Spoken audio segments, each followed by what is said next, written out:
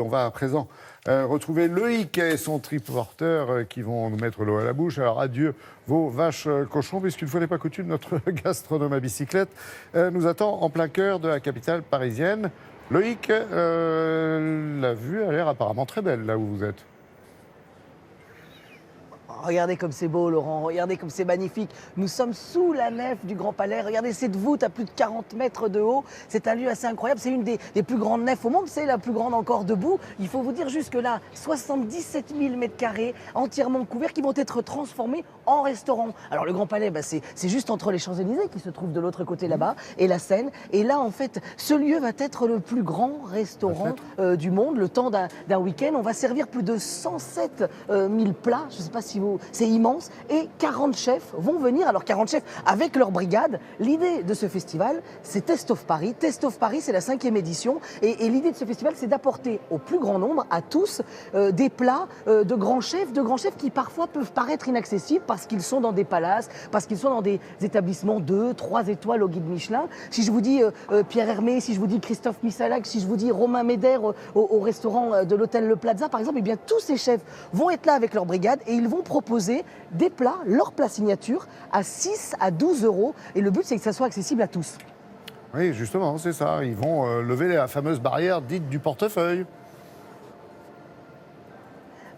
Exactement. Alors justement, regardez, ça c'est intéressant. Il y a un petit sondage qui a été réalisé par le festival Taste of Paris et surtout par Opinionway. Et l'idée, en fait, c'est que 55% des Français sont attirés par ces établissements étoilés, mais seulement 22% envisagent de s'y rendre. Et pourquoi il n'y en a que 22% ? C'est d'abord, il y a la barrière financière, mais il y a aussi l'idée que beaucoup ont peur, en fait, de s'y ennuyer, de ne pas être à leur place. Et c'est l'idée de ce festival depuis 5 ans. C'est un concept qui vient d'Angleterre. L'idée de ce festival, c'est de tomber les murs et justement d'ouvrir à tous ces lieux assez imprenables. Regardez, nous sommes allés dans 2 très grands palaces, une table 3 étoiles, celle de Christian Lesquer, et une table 2 étoiles, celle de Nicolas Stahl. Et justement, on a essayé de comprendre comment il préparait Taste of Paris.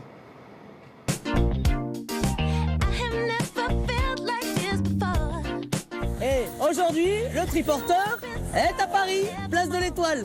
Direction la place Vendôme, où là-bas on a rendez-vous avec le chef du célèbre palace, où on va essayer de comprendre comment naît un plat signature.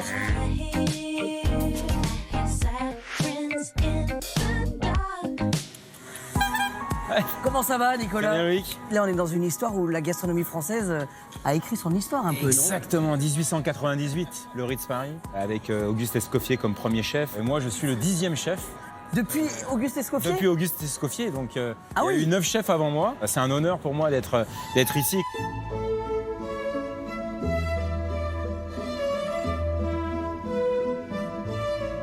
Le nom du plat, là ? Alors là, on est parti sur l'épaule d'agneau confite, avec pommes mousseline et pommes boulangères au citron jaune. La version revisitée, c'est ça ? Oui, tout à fait, la version revisitée. C'est un festival, on est dans un contenant. Adapté, en mode dégustation. Alors moi, ce que je trouve assez fort aussi à Taste of Paris, c'est que c'est l'occasion de rencontrer...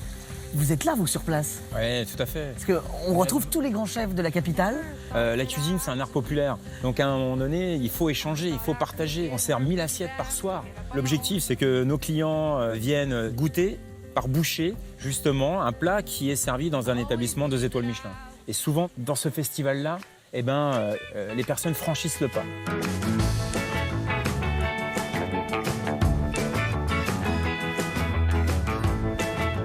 Bon, Christian Lesquer.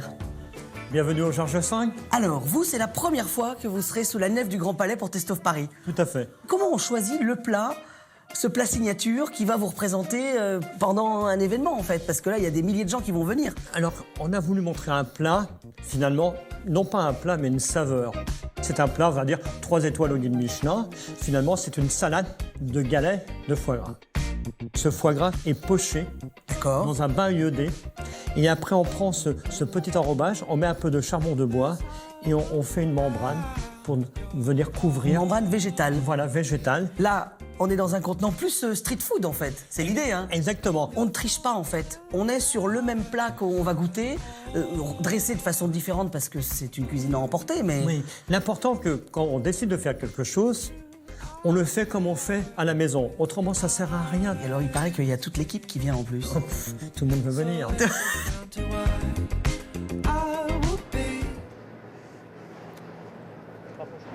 Alors, piqûre de Et rappel, regardez, ouais. alors là justement, on était avec Nicolas Salle dans le sujet, ben, il est en train de s'installer, justement. L'équipe de toute sa brigade va commencer à le rejoindre et ça va s'activer et ça ouvre à partir de midi. Vous dire juste aussi que la nouveauté cette année, c'est qu'il va y avoir aussi des restaurants tournants. Par exemple, il y a un restaurant chef de gare et l'idée de ce restaurant, c'est de mobiliser tous les chefs qui ont des restaurants dans les gares. On parle de Thierry Marx à l'Étoile du Nord, par exemple. On pourrait parler d'Éric Fréchon qui est au Lazare, par exemple, à Gare Saint-Lazare. Eh bien, tous ces chefs vont être là et il y aura même Guillaume Gomez, le chef du Palais de l'Élysée, qui vont se relayer pour venir apporter à tous la cuisine. L'idée, c'est quand même un moment magique parce que la gastronomie s'ouvre et ça, c'est chouette.